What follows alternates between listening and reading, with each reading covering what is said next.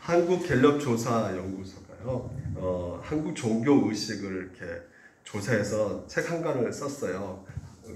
한국의 종교 실태라는 책인데요. 이 조사에 의하면 종교를 믿는 사람들은 20대보다 50대가 더 많다고 합니다. 그리고 남자보다는 여자가 더 이 종교를 잘 믿는다고 해요. 아무래도 무엇인가 의지하고 싶고 또한 연약한 사람이 종교를 더 많이 믿는다고 이렇게 이 책에서는 기록하고 있습니다. 그래서 종교를 믿는 이유를 물어봤더니 1위가 바로 마음의 위로라고 합니다. 그러니까 무려 70% 이상이 마음의 위로가 이 종교를 통해서 받고 싶다고 말을 하고 있고요. 그리고 참된 신앙 때문에 믿고 있다는 사람들은 한 7%밖에 안 된다고 해요. 또 다른 조사가 하나가 있는데 10개 나라에서 50대 이상의 여성들에게 자신이 이렇게 불행하다고 이렇게 생각하느냐 물어봤더니 우리나라가 1등으로 압도적으로 불행하다고 생각한다는 것이죠. 가장 많이. 그래서 50대 이상의 그 여성들이 가장 종교를 잘 많이 믿고 있는데 그 이유는 마음의 위로 때문이라고 믿고 있는데도 불구하고 그 마음의 진정한 행복을, 진정한 기쁨을 누리지 못하고 있다는 것이 이 현실인 것입니다. 꼭 마음의 위로가 아니더라도요, 오늘날 우리가 각종 이유로 교회 다니는 사람들이 굉장히 많이 있거든요. 소위 말해서 이것을 기복신앙이라고 하는데, 예수 믿으면 안 풀리던 사업이 잘 풀리고, 예수 믿으면 아픈 몸도 건강해지고, 예수 믿으면 속썩이던 남편과 자녀가 바른 길로 인도받게 될 것이라는 그런 환상을 믿는 사람들이 많이 있다는 것이죠. 물론 여러분, 모든 것들이 다 틀린 것은 아닙니다. 하나님께서는 사람들을 다양한 이유로 부르셔요. 마음이 공허한 사람들을 부르셔가지고 그 마음을 치유하시기도 하시고요. 인생이 아픈 사람들을 또한 불러 모으셔가지고 질서 있게 다시 살게 하십니다. 그 인생을요. 또한 다양한 복을 주시죠. 건강의 복도 주시고 자녀의 복도 주십니다. 하지만 이런 것들만 붙들고 사는 것은 기독교 신앙은 아니라는 것입니다. 내가 원하는 것을 하나님을 통해서 이루겠다는 생각은 사실상 기독교와 아무 상관이 없는 것이죠. 만약에 오로지 이것만 붙들고 있다면, 여러분 단도직입적으로 말씀드리자면 그것은 무당신앙을 갖고 있다고 말씀드릴 수 있어요. 한마디로 무당신앙인 것은 미신이라는 것이죠. 무당신앙이 무엇입니까? 바로 정석권 믿으면 복받는 것이라는 것이죠. 돈 내고 내가 제사 잘 드리면 저주가 풀린다는 것입니다. 기도도 하죠. 헌금도 하죠. 우리가 예배도 드립니다. 그러나 이 모든 활동의 중심이 어디에 있는가? 그 중심적인 동기가 바로 자기 자신만에 놓여져 있다면 이것은 굉장히 우리가 기독교라고 할 수가 없는 것입니다. 안타깝게도 오늘 많은 사람들이 이와 같은 동기를 갖고 교회를 다니기도 한다고 하는 것이죠. 그 행동의 동기가 교회에서 원하는 모든 것들을 하고 있지만요. 그 동기가 자기 자신을 위해서, 다시 말해서 교회 활동을 열심히 하지만 그것을 통해서 자신의 어떤 영역을 구축하려고 하는 사람들, 또한 경건 생활을 나름대로 열심히 하지만 그것으로 인해서 사람들에게 인정받으려고 하는 사람들, 그런 사람들이 교회 안에 굉장히 많이 있다는 것입니다. 근데 문제는 무엇이냐면 교회가 예수 믿어서 자기가 원하고 있는 것을 다 얻을 수 있다고 가르치고 있다는 것이죠. 예수 믿어서 자기를 높일 수 있다고 은근슬쩍 이 교회가 가르치고 있다는 것입니다. 그러니까 자아를 중심에 세워놓고 예수님을 변두려 밀어내버리는 것이죠. 하지만 기독교는 정반대입니다. 예수님을 가운데 놓고 우리가 변두로 밀려나가는 것이죠. 그러니까 다양한 동기 속에서 우리가 예수님을 믿을 수가 있어요. 물론 우리가 정말 마음의 위로를 얻으려고 교회를 찾아올 수도 있습니다. 그것이 잘못된 것은 아니에요. 인생은 너무나도 일이 안 풀려가지고 교회에 올 수가 있습니다. 그 자체가 잘못된 것이 아니에요. 우리가 세속적인 동기로 또한 교회 올 수 있습니다. 인맥을 좀 쌓으려고 교회 올 수가 있어요. 병을 회복시키기 위해서 교회에 올 수가 있습니다. 각종 다양한 이유로 교회로 나올 수 있지만 교회에 온 뒤에도 신앙이 계속 거기에만 머물러 있다면 여러분 그것은 기독교 신앙이 아니라는 것이죠. 기독교 신앙은 명확합니다. 오늘 마가복음 1장 1절에 정확하게 얘기를 하고 있어요.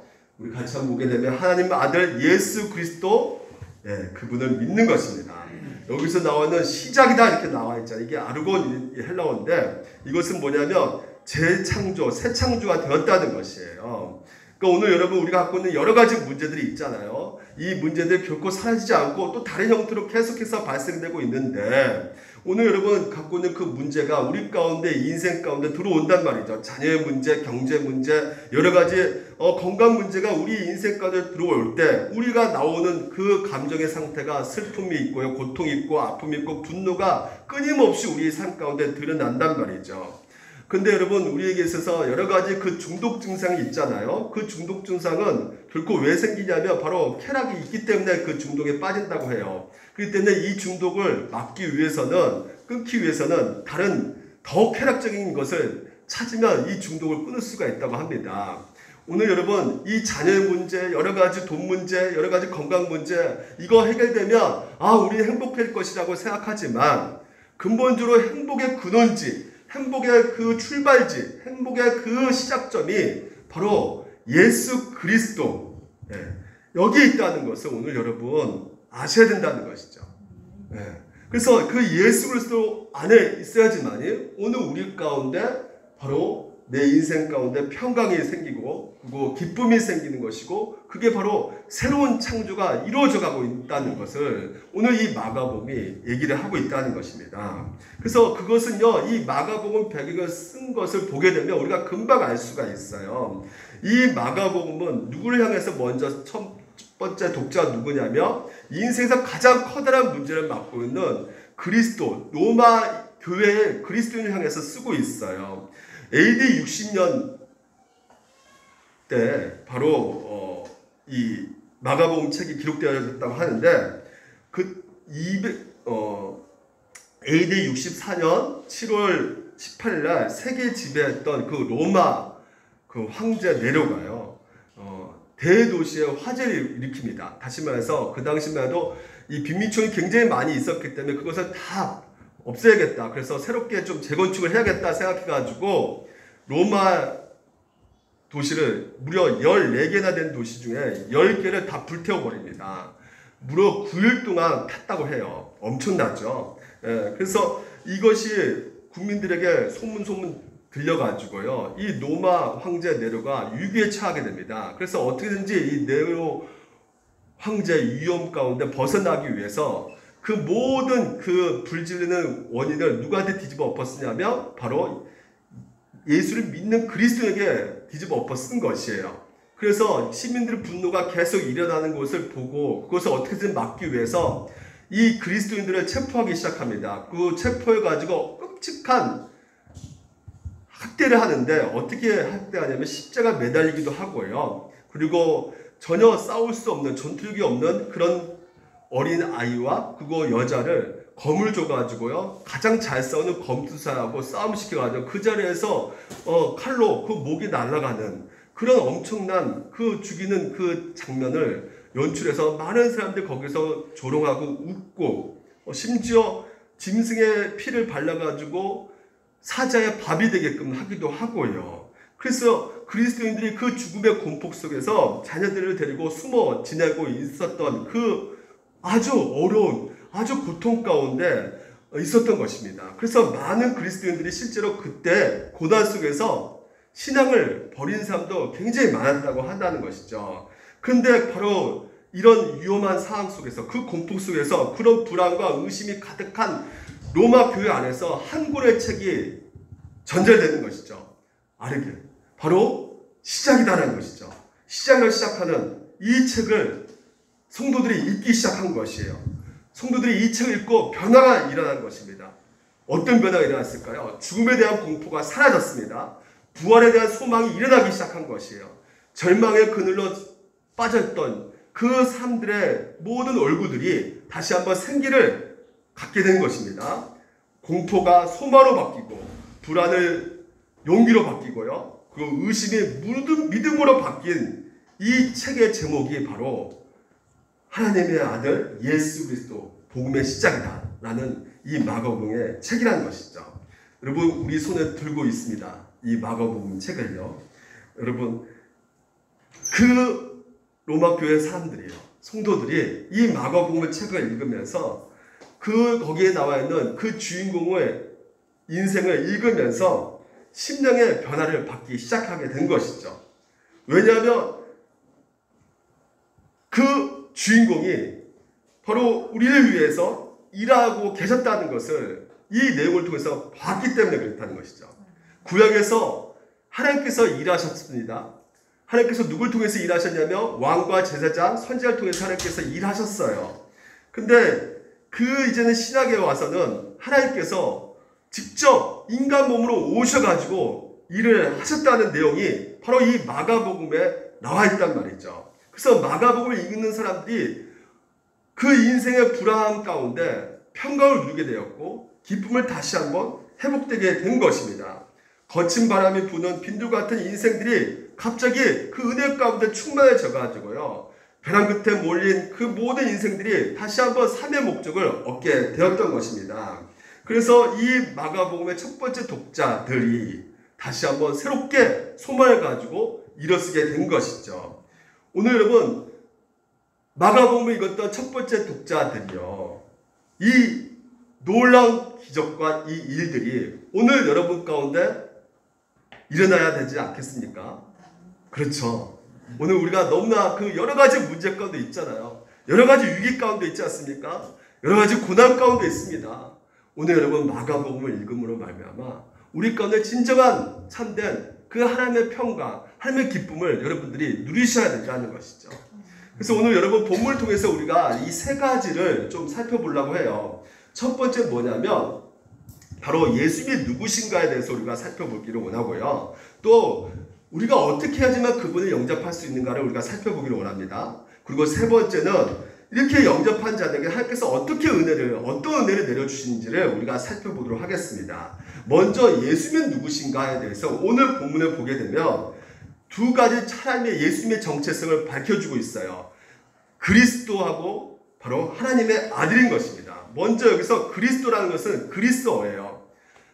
히브리어 말로는 메시아입니다. 메시아. 여러분 메시아는 무슨 뜻이냐면 기름 부음 받은 자라는 뜻이에요.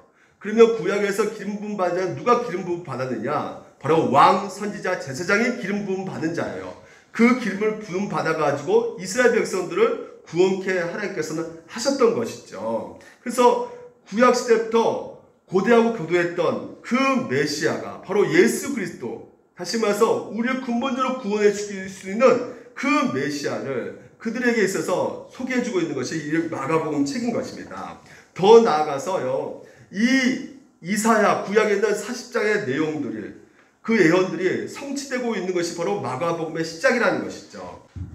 2절 보게 되면 이사야 그를 보라, 내가 내 사자를 네 앞에 보내노니 그가 내 길을 준비하리라. 그러니까 이사야 40장에서 보게 되면 앞으로 메시아가 올 건데 그 메시아를 길을 준비하는 한 사람이 나타날 것이다. 그 사람이 누굴까요? 바로 그 역할을 한 사람이 바로 세례 요한이죠. 근데 이 세례 요한이 그 길을 준비하는 그 과정 가운데 이사야 40장의 내용을 잠깐 한번 서로 비교해 볼게요. 자, 이사야 40장에 어떤 내용이 적어져 있냐면 외친 자의 소리여 이르되 너희는 광야에서 여호와 길을 예비하라 이렇게 되어 있죠. 그렇죠? 여호와 길을 예비해라. 근데 오늘 마가복음에는 어떻게 되어 있습니까? 너희는 3절에 주의 길을 준비하라 이렇게 되어 있어요. 그러면 여러분 우리가 정확하게 예수님이 누군지를 이제 알겠죠. 예수님이 어떤 분을 소개하고 있냐면 예수님이 여호와 하나님이시라는 것을 지금 현재 말해주고 있단 말이에요. 여러분 오늘 그 다시 오실 메시아 그리스도께서 이사야 40장의 그 예언에 따르면 누구라고 말씀하고 있냐면 여호와 하나님이라고 지금 현재 말씀하고 있다는 것입니다. 여러분 이 구약의 여호와 하나님이 예수입니다. 여러분 크게 감동은 오지 않죠. 우리가 너무나 이 교류 삼위일체 하나님에 대해서 우리가 교류를 살펴보았잖아요. 성부 하나님, 성자 하나님, 성령 하나님, 예수님이 하나님인 거 우리는 다 알고 있는 내용인데 크게 오지 않을 거예요. 아마 감동은. 하지만 여러분 유대인들에게는 이거는 엄청난 충격인 것입니다. 여호와 길을 예비하라. 그러니까 특별히 오실 예수 그리스도께서 바로 구약의 여호와 하나님이라는 것을 그들이 알았을 때 너무나 충격적이고 혁명적인 이 말씀 앞에 무릎을 꿇을 수밖에 없는 것이죠. 감히 이 여호와 이름을 부를 수도 없고 그 여호와 이름을 적을 수도 없는 것이에요. 왜냐하면 그분은 창조주 하나님이시면서 그 모든 세상 만물을 자기 뜻대로 주관적으로 움직여 가시는 분이시기 때문에 사실 예수 그리스도께서 여호와라는 사실을 믿는다는 것이 도무지 이게 받아들일 수 없는 것이고, 사실 믿는다 할지라도 너무나 혁명적인 말씀으로 그들에게는 다가올 수밖에 없게 되는 것입니다. 그래서 여호와께서 직접 또한 사람이 되셔가지고 그 백성들 가운데 거하신다고 하시면서 여호와 하나님이 어떤 분이시한 것을 지금 현재 이 이사야에서 이렇게 말하고 있는데, 자 보십시오. 이사야에서는 뭐라 말하냐면, 보라 그에게는 열방이 통에 한 방울 물과 같고 저울의 작은 티끌 같으며 섬들은 뭐라고 해요? 먼지 같다는 것이에요. 이게 그가 누굽니까? 바로 여호와 하나님인 것이죠. 그 17절에 보게 되면 그 앞에는 모든 열방이 아무것도 아니라는 것이죠. 그러니까 여호와 하나님은 무한하신 하나님이시고 전능하신 하나님이시고 영광의 하나님, 감히 번접할 수 없는 그런 이름, 부를 수 없는 그런 분이셨는데, 마가복음에서는 바로 사람으로 오신, 유형적으로 봤을 때 우리가 별반 다를 바가 없는, 오히려 더 초라한 그 청년으로 오셨던 그 예수님을 만군의 여호와 하나님이라고 선언하고 있다는 것입니다. 이거 얼마나 놀라운 선언이겠습니까? 그래서 여러분 이사야 40장의 예언을 보니까 그 전체 맥락에서 보게 되면, 보통 여러분 이 왕이 자기 백성을 구원하기 위해서 전진한다는 거죠. 진구한다는 그 의미가 이 이사야 40장에 담고 있거든요. 그러니까 그 당시에 왕이 어떤 지역에 들어가게 되면요, 그 전에 사실은 그 지역을 보내요. 그래서 그 지역을 보내가지고 백성들로 하여금 왕이 올 거니까 준비하라, 이렇게 사실을 보냅니다. 그러니까 특별히 지금 현재 자기 백성을 구원하기 위해서 오시는 상황 가운데 있지 않습니까? 그래서 이 백성을 구원하기 오신 이 왕을 맞이하고 영접하도록 이 세례 요한이 준비했다라는 그 말씀이 지금 현재 오늘 이사야의 말씀 가운데 펼쳐지고 있는 것입니다. 그러면 여러분 그 왕이 누구신 것이에요? 그 왕이 누굽니까? 바로 예수 그리스도. 죄로 인해서, 죄로 말미암아 사망의 권세 아래에 있을 수밖에 없고 모든 것으로부터 진짜 고통받고 있는 자기의 백성들을 구원하기 위해서 이 땅에 오신 왕, 바로 우리에게 이미 오신 왕 예수 그리스도라는 것입니다. 그래서 여러분 우리는요, 여기서 우리가 한 가지 더욱더 볼 게 뭐냐면, 기독교 하나님과 다른 종교의 신들 사이의 혁격한 차이를 우리가 볼 수가 있다는 것입니다. 다른 종교의 신들은요, 사실 그 종교 믿는 자들이요, 먼저 찾아가야 되는 것이에요. 그러니까 사람들에게 먼저 찾아오거나 그들에게 먼저 무엇을 행하는 신들이 아니라 사람들이 먼저 그 신을 찾아가가지고요, 먼저 구원을 얻을 수가 있게 되는 것이고요, 뭔가 영적 유익을 얻을 수가 있게 되는 것이 바로 다른 신들의 특징이라 할 수 있는 것이죠.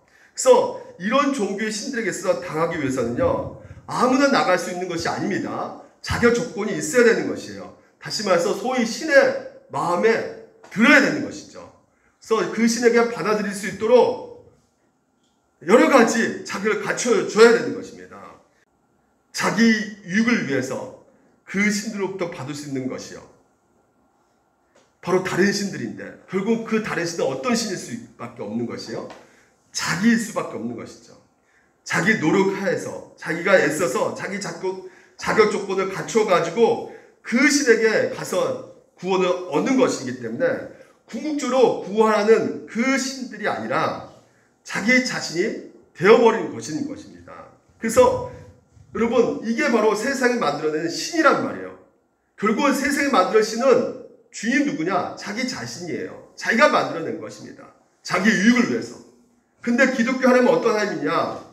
오늘 우리가 믿는 하나님은 우리가 그분을 찾기도 전에, 먼저 찾아가기 전에 그분이 찾아오신 분이시라는 것이에요. 아멘? 심지어 그 무하신 하나님께서 아무것도 아닌 이 피조물을 구원하시기 위해서, 우리 같은 죄인을 구원하기 위해서 사람이 되셔서 이 땅에 오신 분이 바로 우리 여호와 하나님이시라는 것이죠. 그분이 바로 예수 그리스도임을 이 마가복음에서 선포하고 있는 것입니다. 그래서 이 성경을 우리가 보게 되면 늘 하나님은 우리 인간을 먼저 찾아오셨다는 것이에요.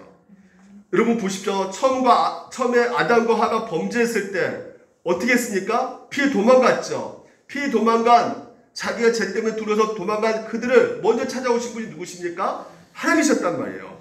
아브라함도 마찬가지입니다. 아브라함도 우상 숭배했잖아요. 신들을 섬기는데 먼저 하나님께서 찾아오셔가지고 약속해 주시고 그 후손들과도 복을 주시겠다고 약속해 주고 계시지 않습니까? 야곱도 마찬가지입니다. 야곱은 속이는 자였어요. 거짓말하는 자였습니다. 하나님 불순한 자이면서 그래서 자기 죄 때문에 그 고통받고 있을 때 하나님께서 찾아오셔가지고 구원의 약속을 해주시고 모세도 마찬가지고 그 나라 이스라엘 백성도 끊임없이 우상 숭배한 가운데도 하나님께서 찾아오셔가지고 그들을 구원해 주시는, 그러니까 성경에 기록된 죄인들을 먼저 찾아오신 분이 바로 우리 하나님 아버지시라는 것입니다. 마지막으로 우리를 구원하기 위해서 사람이 되셔가지고요 이 땅에 오셔서 우리를 구원하셨고 심지어 우리를 위해서 죽으셨던 것입니다. 바로 그분이 누구시라고요? 누구셔요? 예수 그리스도이십니다.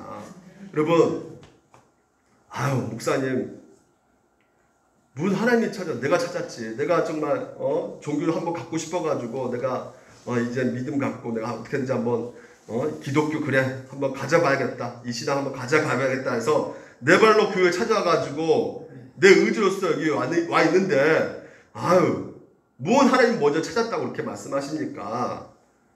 여러분 제 말이 의아할 수도 있을 것 같아요. 근데 성경에 따르면요 우리의 사람은요 절대 하나님 먼저 찾을 수 있다 없다. 먼저 찾을 수 있는 존재가 아니라는 것이에요. 우리 스스로 힘으로 우리의 마음으로 하나님을 찾고 부를 수 있는 믿을 수 있는 존재가 아닙니다. 오히려 내 안에 종교에 대한 신앙에 대한 관심이 생기고 그리고 기독교에 대한 관심이 생기고 내 죄가 깨닫게 되고 회개하고자 하는 이 마음이 생기고 이 모든 것들 하나님을 믿고 예수 그리스도를 나의 구원자를 믿기로 결정한 그 모든 배후에는 하나님이 먼저 우리 마음에 역사하셨기 때문에 그렇다는 것이에요. 하나님 먼저 우리 마음에 찾아오셨기 때문에 그 모든 일들이 가능하게 되었다는 것이 성경이 오늘 우리 가운데 말해주고 있는 것이에요. 그래서 오늘도 하나님이 우리를 먼저 찾아오셨다는 거, 그래서 우리를 먼저 구원해 주셨다는 거, 우리를 먼저 새롭게 하여 주셨다는 거, 그래서 반드시 우리를 회복해 주실 분이시라는 것을 오늘도 우리가 이 말씀을 통해서 깨닫게 되는 것입니다. 예수님은 바로 우리의 구원자 되십니다. 여러분, 그리고 또 예수님은 또 다른 이름은 무엇입니까? 하나님의 아들이라는 것이에요. 여러분, 이 하나님의 아들이라는 것은 로마 사람들에게 늘상 듣던 이름이었어요. 왜냐하면 로마 황제가 바로 그들에게서는 하나님의 아들이었거든요. 휴오테오, 로마 황제가 불려준 이름이었어요. 그러니까 로마 황제의 공경이 김일성, 김정일처럼 우상을 딱 만들어가지고 내가 신이니까 나를 섬기라고, 황제 숭배하라고 강요를 했죠. 왜? 그 모든 문화와 경제, 정치 다 지배했기 때문에. 그래서 로마 황제의 말로 신 중에 신이고 복음 중에 복음이란 말이죠. 그들에게 있어서는. 그래서 로마 황제의 핍박을 당하고 있는 그 그리스도인들이 얼마나 절망적이겠습니까? 그래서 이 두 단어, 하나님의 아들, 이 단어가 이 마가복음에 등장하고 있는 거예요. 그러니까 대역전 드라마가 쓰여지고 있는 것입니다. 진정한 신이 누구냐? 진정한 왕이 누구냐? 진정한 하나님의 아들이 누구냐? 로마 황제가 아니라 예수 그리스도라는 것이에요. 그 모든 걸 뒤집어 엎어버리는 것입니다. 여러분, 제가 예전에 드라마에서 본 건데요. 큰 회사가 있었어요. 근데 어떤 한 부사에 그 부장이 있었는데 과정도 있었고 대리도 있었어요. 근데 당연히 그 부서의 장이 누굴까요? 부장입니다. 그 부장의 강력한 권력을 갖고 있어가지고 막 거기 있는 직원들 막 부려먹는데요.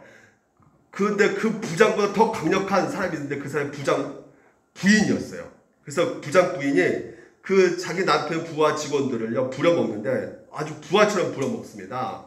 어느 정도면 아이들 유치원 갈 때 막 그 대리에게 운전시키면서 넌 이제 대리 운전이다 그러면서 이름 불러주고 또 과장 부인에게는 명절 때마다 이렇게 음식 갖고 와 바치라고 엄포를 놓죠. 그야말로 완전 온갖 횡포를 다 하는 그런 부장 부인이었던 것이죠. 그래서 그 누구도 말할 수가 없는 이유는 너무나 이 부장 부인이 강력한 권력을 갖고 있기 때문에 그런 것입니다. 그래서 큰 피해를 볼 수밖에 없는 그 상황 속에서 어느 날 그 부서에 인턴이 들어왔어요. 인턴. 이 내용 아십니까? 인턴이 들어왔어요. 그래서 이제 부장 부인이 어떻게 인턴 불러볼까 고민하다가 야 아침마다 커피 한 잔 타와봐 이렇게 얘기했어요. 근데 이 인턴이 갑자기 아주 당돌하게 뭔 소리 하냐고, 당신 부장도 아니고 아내면서 왜 내가 당신 말을 들어야 됩니까? 이렇게 말해버린 거예요. 부장 부인이 어떻게 됐을까요? 대응으로 한 거죠. 이게 당장 그날 남편에게 말을 해버린 거예요. 인턴 잘라버리라고. 그 말 듣던 이 부장도 너무나 화가 나서 그 다음날 아침에 가서 인턴을 불러내가지고 잘라버립니다. 근데 반전은 그 다음날 일어납니다. 그 다음날 점심에 부장이 사장에게 불려나갑니다. 그리고 그날 회고를 당해요. 왜 그럴까요? 왜 그럴까요? 그 인턴이 누굴까요? 사장? 아들입니다. 여러분, 그러니까 그 당하기 전에 어떤 일이 벌어졌냐면 이 인턴이 사장 아니라는 것을 그 부하 직원들이 다 알아버린 거예요. 그러니까 이젠 더 이상 부장 말 듣지 않는 것입니다. 부장 부인의 말도 듣지 않는 것이에요. 거부합니다. 대리운전도 거부하고 뭐 잔시부는 다 거부하는 것이요. 위협이 다가와도 두려워하지 않습니다. 왜? 인턴 라인을 타기 시작하는 거죠. 더 이상 이 사람은 권력이 없을 거니까 인턴 라인을 타기 시작하는 것이에요. 그러니까 사장 아들이 나타나기까지는 그 부장 라인이, 부장이 그 부서의 왕이고 정말 신이었는데 이제는 누가 왕이고 누가 신이 된 겁니까? 네, 그렇죠. 그 인턴이. 오늘도 마찬가지예요. 여러분, 진정한 왕이 오셨다는 것이에요. 우리가 이것을 할 때 그 부하 직원들이 얼마나 마음이 짓눌려 있겠어요. 얼마나 피해를 보겠어요. 근데 그 인턴이 바로 사장의 아들이라는 것을 알았을 때 그 짓누른 마음에 자유를 얻게 되잖아요. 그리고 더 이상 부장을 두려워하지 않을 수가 있잖아요. 그리고 부장을 한 방을 날릴 수 있는 그 진짜 권력자를 알았기 때문에, 만났기 때문에 오늘 여러분 우리에게 이 마가복음이 그렇게 쓰여졌단 말이죠. 동일한 마음을 가지게 된 것이에요. 이 마가복음을 읽는 그 그리스도인들이. 그래서 로마 황제가 정말 자기 권력을 마음껏 휘둘렀는데, 그리고 성도들이 엄청난 고난을 받았는데 삶이 무너지고 어려움 가운데 불안과 공포에 시달렸는데, 그런 상황에서 마가복음에서 이렇게 말하고 있는 것이죠. 진짜 복음이 나타났다. 진짜 하나님의 아들이 나타났다. 진짜 권력자가 나타났다. 그래서 이 복음을 만나는 사람들은 궁극적으로 달라질 수밖에 없게 된다는 것이에요. 더 이상 로마 황제를 두려워하지 않는다는 것이죠. 더 이상 죽음의 공포에 두려워하지 않는다는 것입니다. 더 이상 어떤 이 세상의 어떤 성공과 권력 앞에 여러분 부들부들 떨지 않는다는 것이에요. 왜요? 예수가 누구시냐? 바로 하나님의 아들이시고 그분이 우리를 통치하고 다스리고 계시기 때문에 그렇습니다. 그러면 여러분 우리가 어떻게 그분을 영접할 수 있을까요? 어떻게 영접할까요? 바로 보십시오. 세례요한이 광야에 이르러 제사함을 받게 하니 회개의 세례를 전파하니. 회개입니다. 회개가 무엇입니까? 우리 죄에 대해서 뉘우치고 삶을 돌이켜 하나님께 돌아가는 것이죠. 이게 회개인 것입니다. 근데 여기서 우리가 회개에 대해서 종종 오해할 때가 있어요. 그게 어떤 부분이냐면, 회개하는데 내가 회개를 하고 특별히 열심히 내서 내가 간절한 마음으로 막 철저하게 회개를 했기 때문에 회개의 열심으로 봄으로 말미암아 나의 죄를 하나님께서 용서하시고 나를 받아주신 것이 아닐까라는 생각하는 경우가 우리가 많다는 것이죠. 그걸 누가 그랬을까요? 사실 제가 그랬어요. 제 전도사 시절 때 복음에 대해서 잘 몰랐을 때 죄를 짓잖아요. 제가 죄를 지으면 죄 짓습니다. 죄 많이 져요. 죄 짓고 나서 교회 안에 있으니까 하나님 앞에 회개하는데 기도하는데 그때 어떤 생각이 드냐면, 내가 회개를 할 때 하나님께서 하나님께 용서를 받으려면 좀 더 열심히 회개를 하고 좀 더 격렬하게 회개를 하면 하나님께서 나를 더욱더 불쌍히 여겨주셔가지고 내가 지은 큰 죄도 용서해 주시겠다 이런 생각을 했어요. 그래서 기본적으로 회개할 때 어떤 할까요? 제가요? 눈물을 흘리죠. 예, 눈물을 흘려야 됩니다. 그리고 최대한 슬픔의 마음을 가지고 그걸 최대한 눈물을 흘리도록 막 그렇게 회개를 하고 그 다음에 어떻게 해요? 가슴까지도 막 치면서 때로는 두 손 모으고 그리고 때로는 무릎까지 꿇으면서 그것도 안 되니까 또 어떻게 합니까? 머리로 막 탁자 막 치죠. 그냥 콩콩 이렇게. 그래서 뭔가 하나님께 이렇게 하면 나의 기도를 들으시고 날 용서해 주지 않을까 이런 생각을 했단 말이에요. 근데 안타깝게도 용서 확신이 안 생기는 것이에요. 여러분 엄밀히 말하면 이것은 사실은 회개가 아닌 것이죠.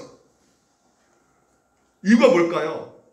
하나님의 은혜와 자비만을 구하는 것이 아니라 오히려 자신의 회개의 열심으로 자기의 회개의 기도를 열정적으로 함으로 말미암아 얻는 그 공로를 가지고 하나님과 딜을 하고 있는 것이죠.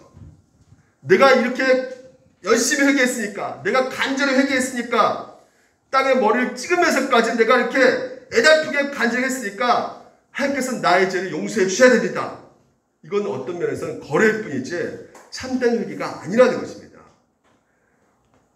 오늘 여러분 결국 회개하면서 우리가 구원자 하나님을 바라보는 것이 아니라 결국 이것은 자기 자신을 바라보는 것이기 때문에 결국 뭐가 되는 것입니까? 자기 자신이 구원자가 되려고 하는 것이에요. 따라서 여러분 회개는 단지 자신의 죄만 뉘우치는 것만 아니라 자신의 죄에 대해서 마음 아파하고 안타까워하는 것만이 아니라 진짜 회개는 무엇일까요? 죄를 뉘우치고 아파할 뿐만 아니라 자기가 하나님 앞에 얼마나 큰 죄인인지, 더 나아가 하나님 앞에 얼마나 무능력하고 얼마나 내가 무력하고 아무것도 아닌 존재인지를 인정하고 고백하는 것이 바로 진정한 회개라는 것이에요.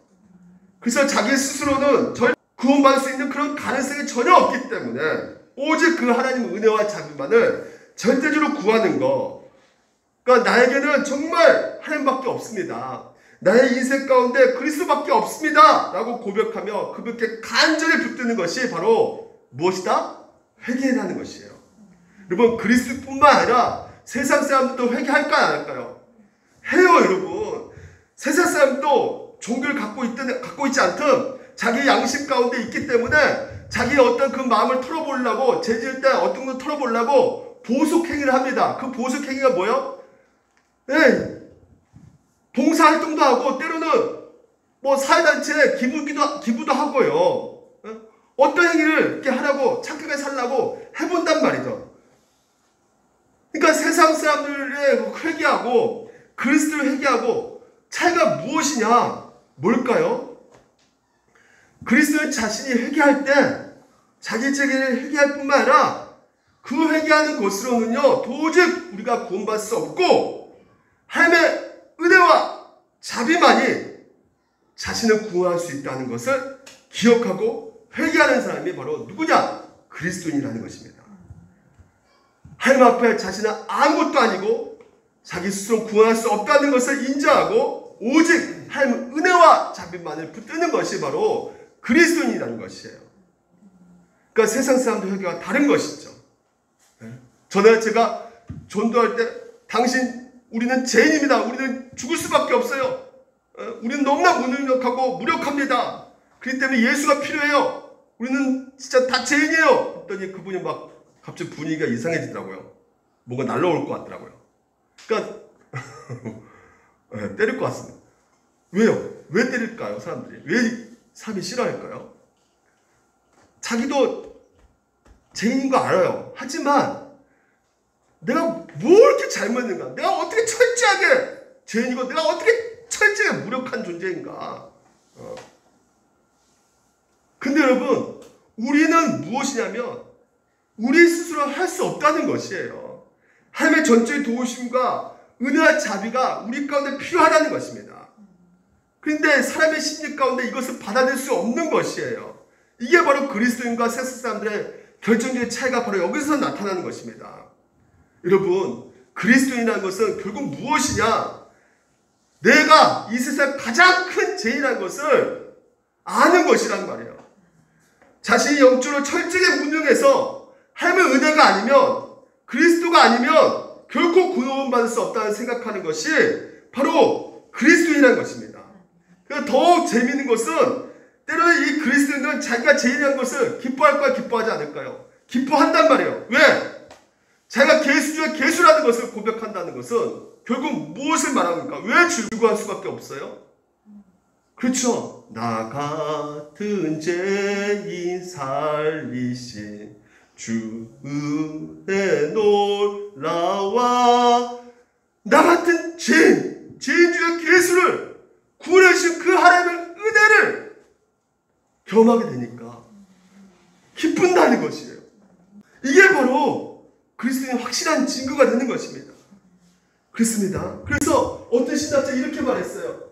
그리스도인은 자신의 죄를 회개하는 사람일 뿐만 아니라 자기가 회개함으로써 구원받을 것이라는 생각 자체를 회개하는 사람이다. 이게 무슨 말인지 아시겠습니까? 이 차이를 아시겠어요? 그러니까 자신의 선행과 의로움까지도 그것으로 자기가 무언가 된 것이냐 생각한다면, 그러니까 자신의 어떤 선행과 의로움을 하나님 은혜보다 더 앞선다고 생각한다면 그것부터 어떻게 해요? 그것조차도 회개하는 사람이 바로 뭐예요? 참된 그리스도인이라 하는 것이에요. 결론적으로 여러분, 우리가 예수님의 구원자를 영접한다는 것이 무엇입니까? 우리 죄를 인정할 뿐만 아니라 이 죄로 인해서 하나님 앞에 나 스스로 나갈 수 없고 하나님을 온전히 찾을 수도 없고, 그래서 오늘 그분께서 오늘 우리 가운데 찾아오셔서 오직 예수 그리스도의 은혜와 자비만을 오늘 전적으로 받아들이는 자, 그게 바로 그리스도인인 것입니다. 다른 조건 없어요. 여러분, 오직 은혜 자비만이에요. 여러분, 온전히 여러분 그 은혜를 누리시길 바랍니다. 여러분, 문제가 왜 문제로 보이느냐? 오늘도 여러분, 우리가 오직 예수 그리스도를 바라보지 못하기 때문에, 문제만 보기 때문에 더 커 보이고, 그러니까 우리의 본성은 온통 어디에 있는 것이에요? 우리의 중심밖에 없어요. 나밖에 없는 것입니다. 관심 대상이 나밖에 없는 것이에요. 그러니까 우리의 본성은 예수님도 흥하여야겠고 나도 흥하여야 된다는 것이에요. 예수님도 관심 받고 나도 관심 받아야겠다는 것이죠. 인정받아야겠다는 것이에요. 그러니까 예수님 좀 양보해 주시고 나 좀 인정받고 싶다고. 여러분, 한번 솔직히 한번 여러분 한번 고백해 보시기 바랍니다. 여러분, 예수님의 하루에 살아가면서 예수님을 더 많이 생각하세요? 나를 더 많이 생각합니까? 내 생각, 내 건강, 내 계획, 내 기분, 내 감정, 이것만 생각하잖아요, 우리가. 그러니까 나를 생각하기에 노력할 필요가 없어요. 우리는 그냥 저절로 내 생각하기 때문에 온통 오로지 자기에 몰입되어 있기 때문에. 근데 오늘 여러분, 로마 교회 성도들도 자신의 처지, 상황만 생각했단 말이에요. 내가 왜 이렇게 살아가는가? 내가 왜 이렇게 고난인가? 왜 내가 이렇게 아파하고? 자기 자신만 상황만 생각하는 거예요. 근데 마가복음을 읽고 나서 이제 더 이상 몰입되지 않는 것이죠. 왜요? 자신에게 몰입되지 않는 것이죠. 왜요? 누굴 바라보기 때문에? 예수 그리스도를 바라보기 때문에. 그래서 거기서 믿음을 얻어요. 그래서 이제 더 이상 로마에 두려워하지 않는 것입니다. 자신의 상황에서 두려워하지 않는 것이에요. 그러니까 복음은 무엇이냐? 오늘도 여러분은 자신에서 그리스도로 완전히 바뀌는 것이 바로, 그 능력이 바로 복음에 있다는 것이에요. 자기 흥함이 아니라 오늘도 예수 그리스도, 오직 그분에 관심 갖게 하는, 그래서 이 복음만이 오늘도 여러분의 삶을 변화시킬 수 있게 되는 것이에요. 똑같은 인생을 살다고 생각하지만 아닙니다. 확실히 달려져 있단 말이에요. 똑같은 직장을 다녔다고 하지만 더 이상 똑같이 직장 생활을 하는 것이 아니에요. 똑같은 사람을 매일 만난다고 생각하지만 더 이상 똑같은 방식으로 그 관계를 맺고 있는 것이 아닙니다. 자기 중심을 두지 않고 자기를 관심의 대상으로 삼거나 자신을 인정하기 위한 그런 은밀한 시도도 더 이상 우리가 하지 않게 되는 거, 이게 바로 복음이라는 것이에요. 그래서 이 복음의 세례 요한을 보십시오. 세례 요한을 보게 되면 기록된 것과 같이 이렇게 되어 있죠. 이 말은 무슨 말입니까? 세례 요한이 말씀대로 살았다는 것이에요. 그 말씀이 어떤 말씀인데요? 자기 관심과 자기 영광을 위해서 자기 스스로 힘을 갖고 자기 스스로 열정을 갖고 뭔가 이렇게 자기만을 위해서 살아가지 않고 기업고 자기 중심에서 내려오고 누가 내 인생 가운데 주인으로 올려놓는 것이요? 예수 그리스도. 그래서 화려하지 않고 독특하지 않는 것이에요. 보십시오. 요한은 뭘 입었다는 거예요? 낙타탕 옷. 이거 굉장히 고행한 사람이니까 이 사람 대단한 사람이다 생각하죠. 어떻게 메뚜기에 석적 꿀을 먹냐? 이 사람 진짜 대단한 사람 아니에요. 제가 이스라엘 가봤더니 딱 그 유목민의 낙타탕 옷 다 입고 있더라고요. 메뚜기 석적 꿀 몸에 좋은 거 먹고 있더라고요. 여러분 선지자면 당연히 의력껏 다 이런 옷을 다 입어요. 그러니까 세례요한은 아주 심플하게 단순하게 간결하게 평범하게 살았다는 말입니다. 화려하게 자기 자신을 만들거나 화려하게 눈에 띄거나 화려하게 성공하게 자기 자신을 만든 것이 아니란 말이에요. 여러분 이게 바로 그리스도인이라는 것이에요. 우리 인생은 이 시대는요 자기 중심을 구현하라고 끊임없이 여러분 가운데 말하고 있습니다. 어떻게 할 수 있다면 거짓말 섞여가면서라도 너 자신을 과대 표장해서라도 너 자신을 어떻게 하라는 것이에요? 드러내라는 것이에요. 네가 주인양, 네 인생 가운데 너가 최고인 양 드러내라는 것입니다. 그래서 모든 종교는 다 자기 몰입이에요. 불교도 뭡니까? 해탈 통해서 어떻게 해요? 자기 성찰이 목표고요. 유교도 도덕 윤리를 통해서 자기 반성이 목표고요. 무속신앙도 마찬가지죠. 자기 즐거움, 자기 복이 목표입니다. 힌두교도 자신을 신과 자연 신과 연결시켜가지고 스스로 신이 되는 것이 목표란 말이에요. 그러니까 모든 종교는 목표는 자기 자신이 목표예요. 하지만 기독교는 정반대입니다. 뭐가 목적이고 뭐가 목표입니까? 그 중심에 내가 아니라 누구예요? 예수 그리스도입니다. 예수 그리스도가 내 인생의 주인이다. 이게 바로 회개고 이게 그리스도인이고 이게 바로 그리스도 영접하는 것이에요. 그렇다면 마지막으로 우리가 이 예수를 영접하면 그러면 우리가 어떤 은혜를 입게 되는 것인가? 여러분 7절 세례요한이 이렇게 말합니다. 저가 그의 접해이르되 나보다 능력 많으시니가 내 뒤에 오시다니 나는 굽혀 그의 신발끈을 풀기도 감당하지 못하겠노라.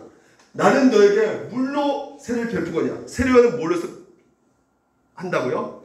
물로 세례를 선포하지만 예수님은 뭘 세례를 준다는 거예요? 성령으로 세례를 준다는 거예요. 여러분 세례가 뭡니까? 물에 푹 담그는 것입니다. 적시는 것이에요. 침례예요. 그런데 여러분 지금 현재 세례요한은요 지금 현재 예수님의 세례와 비교하면서 자신은 물로 세례를 준다는 것이에요. 그러니까 물로 세례를 준다는 것은 뭘 마실 수 있어요? 외부는 쉴 수 있죠. 하지만 내부는 쉴 수가 없다는 것이에요. 그러니까 내부를 쉴 수 있는 것은 오직 누구의 세례를 받아야 된다는 것이에요? 예수의 세례를 받아야 된다는 것이죠. 그러니까 너희 내면을 바꿀 수 있는 것은 너희 영혼을 새롭게 할 수 있는 것은 누구냐? 바로 예수 그리스도 성령 세례라는 것입니다. 나는 물로 세례를 주지만 이것은 불완전한 세례이지만 예수께서 너희를 완전히 구원해 줄 수 있는 성령 세례를 베푸실 때는 너에게 이 모든 제사함을 받고 너가 이제는 완전히 달라지게 될 것이다. 그래서 세례요한이 오늘 우리까지 말해주고 있는 것이요. 첫 번째는 오늘 여러분 우리 한국교회 목회자 여러분 설교하니까 주목하죠. 집중되죠. 그렇지 않습니까? 목회자 의지하고 그런 거 이제는 하지 말라는 것이에요. 오늘 세례요한의 선한 내용이 뭡니까?